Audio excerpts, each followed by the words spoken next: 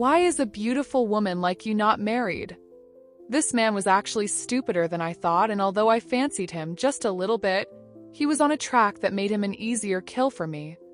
When I marked him, tracked him, and ensured he noticed me enough to attempt a chase, I thought I'd play with him a bit, say a month. However, from the look of things so far, he may end up not surviving the night. Looking up at him with doe eyes, I chuckled and smiled seductively. Perhaps I've been waiting for Mr. Right to find me. I just might be Mr. Right, you know. I really admire you. You're gorgeous, a 10 out of 10 if I must rate you. You're smart and you are so self-confident. You have the aura of a woman who knows exactly what she wants in life, and... Now, I was hyperventilating, except it wasn't obvious to the dumb fool spewing nonsense about a woman he met barely 30 minutes ago. I knew how to put out whatever exterior I deemed fit for a situation. I could be raging inside, while looking as calm as a lonely puppy on the outside. My job required that. My job. Men killer. Funny how I fell in love with this profession after just one kill. I still remember him, you know. How can I not? He was my husband for 10 years. Oh, the satisfaction and peace that ensued the night I killed him.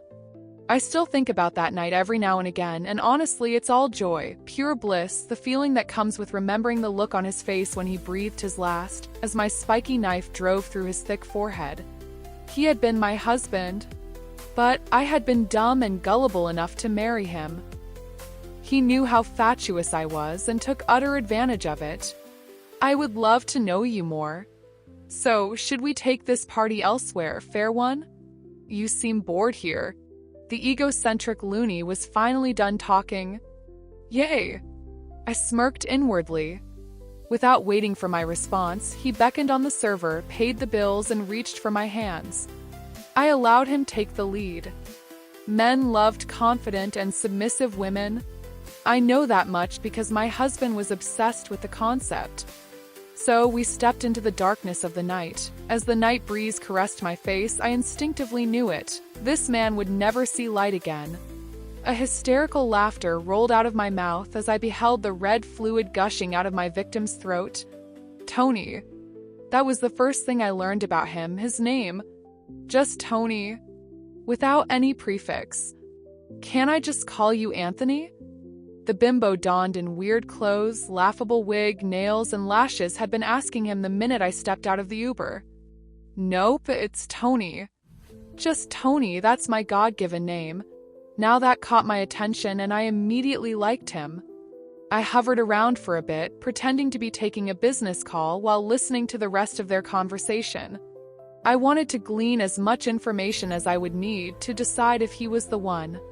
Once I was convinced, I strutted past them, swaying my hips in a way that would make my dead husband tremble in his grave.